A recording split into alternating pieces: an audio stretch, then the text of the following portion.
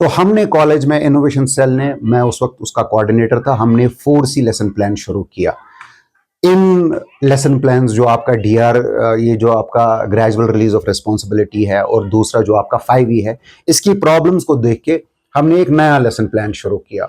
तो ये है 4C। 4C में भी कंफ्यूजन है, हमारे पास दो 4Cs हैं।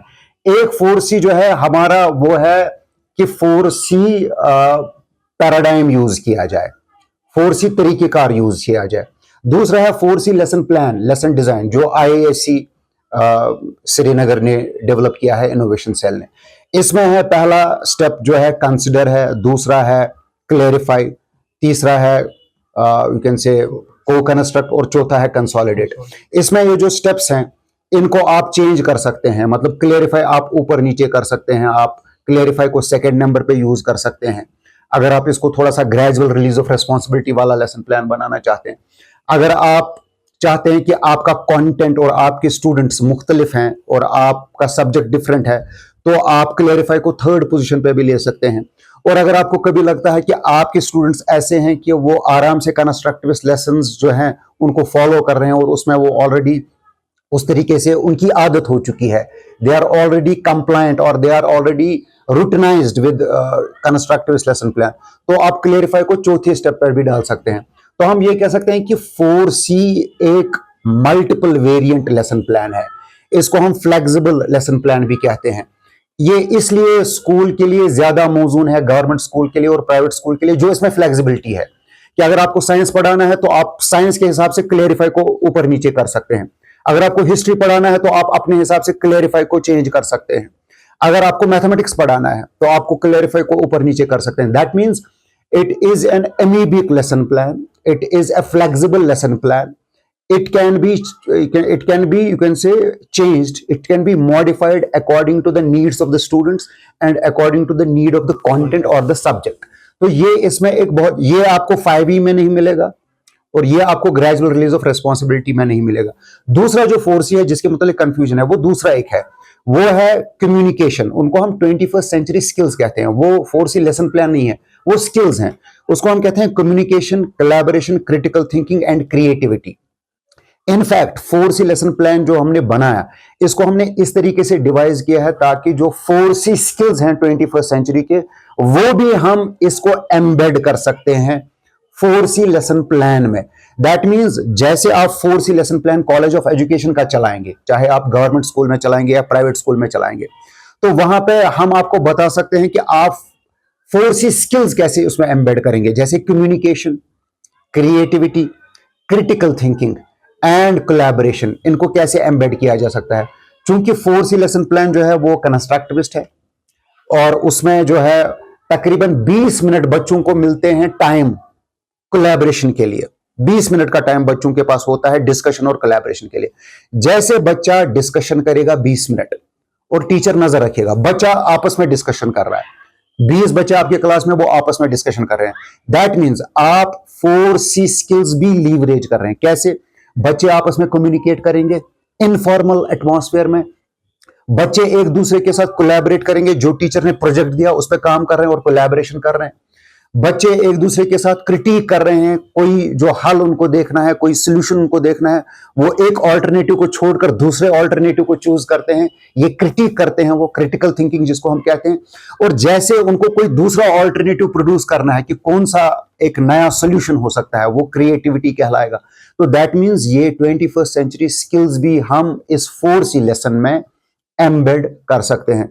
तो इस लेसन प्लान को हम तकरीबन 2018 से चला रहे हैं और ये हमारे कॉलेज में इस वक्त लगातार चल रहा है। जो हम टीचिंग प्रैक्टिस कर रहे हैं स्कूल्स में, उसमें ये लगातार चल रहा है। और हम जो भी इंटर्न्स हमारे होते हैं जिनकी टीचिंग प्रैक्टिस होती हैं, तमाम सब्जेक्ट जो हैं, खुसूसन जो साइंस है, ज्योग्राफी है, हिस्ट्री है, मैथमेटिक्स है, इनफैक्ट इंग्लिश ग्रामर भी हम 4C लेसन के थ्रू पढ़ाते हैं। तो मैं कह सकता हूं पिछले 6 साल से बहुत अच्छी तरीके से हम 4C लेसन को चला रहे हैं। जी हाँ, जो बीएड हमारे कॉलेज में करने के लिए आते हैं तो उनको हम वहीं पे ट्रेन करते हैं। एक दूसरा तरीका जो है, हमारे स्कूल एजुकेशन डिपार्टमेंट का, हमारे ट्रेनिंग सेंटर्स रहते हैं। एक है आपका JKSCERT, ठीक है, उसमें कश्मीर डिवीजन में जो SCERT आपका है, वो एक एकेडमिक रिसोर्स यूनिट है आपके पूरे डिवीजन का। तो अगर वो पेडागोजी में काम कर सकता है, और वो ट्रेनिंग्स में बेसिकली एक अम्ब्रेला ऑर्गेनाइजेशन है जो स्कूल एजुकेशन डिपार्टमेंट के लिए काम करता है, और उसके अंडर जो है फिर डाइट्स काम करते हैं, कैस्केड इफेक्ट में वो डाइट्स काम करते हैं। तो अगर जो JKSCRT है वो पेडागोजी में सूरत लाना चाहता है, बेहतरी लाना चाहता है, प्रोग्रेस लाना चाहता है, जैसे हम लगातार कहते हैं कि इनोवेटिवनेस लानी है, तो कॉलेज ऑफ एजुकेशन ने अगर कोई इनोवेटिव स्टेप उठाया है 4C के लिहाज से, तो JKSRT भी एक ऐसा एक यूनिट है, एक ऐसा रिसोर्स सेंटर है स्कूल एजुकेशन डिपार्टमेंट का, जिसका एक मैंडेट है कि इनोवेटिव पेडागोजीज को इंट्रोड्यूस किया जाए। इनफैक्ट NEP 2020 भी लगातार इनोवेटिव पेडागोजीज की बात करता है। तो इनोवेटिव पेडागोजी अगर NEP 2020 बात करता है, तो हमारा कॉलेज ऑफ एजुकेशन NEP 2020 के हिसाब से इनोवेटिव पेडागोजी को प्रोवाइड कर रहा है। तो JKSCRT अगर इस बारे में सोचे, तो उसके अंडर जो तमाम डिस्ट्रिक्ट्स में जो डाइट्स काम करते हैं, तो वो रिसोर्स सेंटर्स भी हैं, पेडागोजिक सेंटर्स भी हैं, और करिकुलर सेंटर्स भी हैं।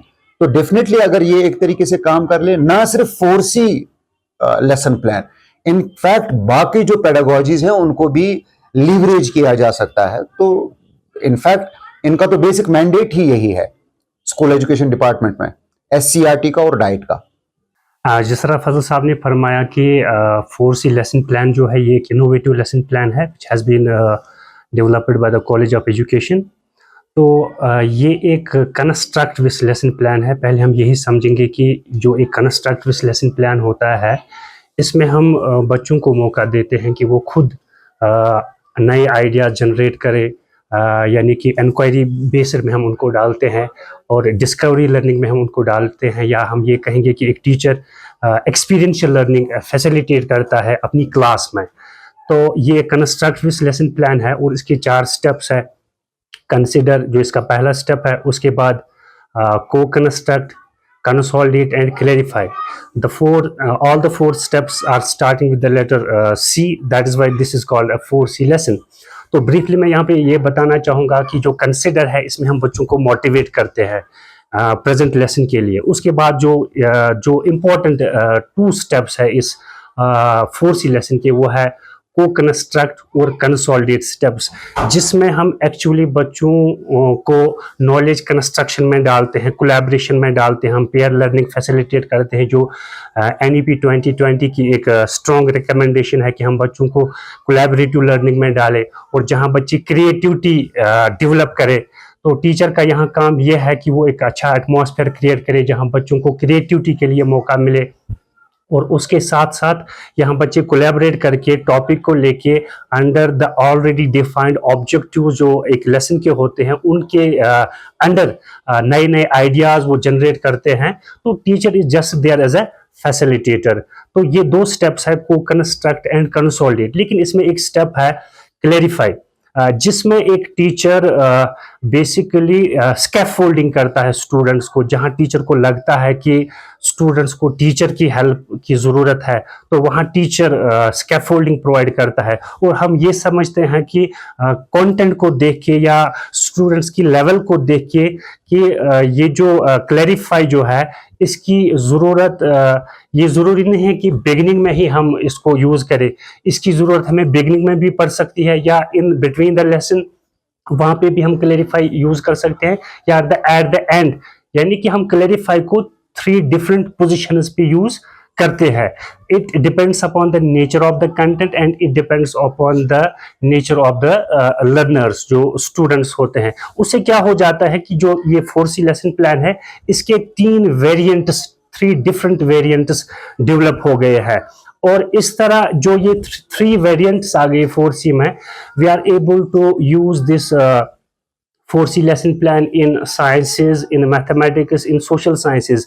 तो 4C के अलावा अगर हम जो ऑलरेडी कंस्ट्रक्टिव लेसन प्लान है, जिस तरह फजल साहब ने फरमाया कि 5E है और 5 स्टेप, उनमें कुछ चैलेंजेस देखे गए हैं वर्ल्ड ओवर।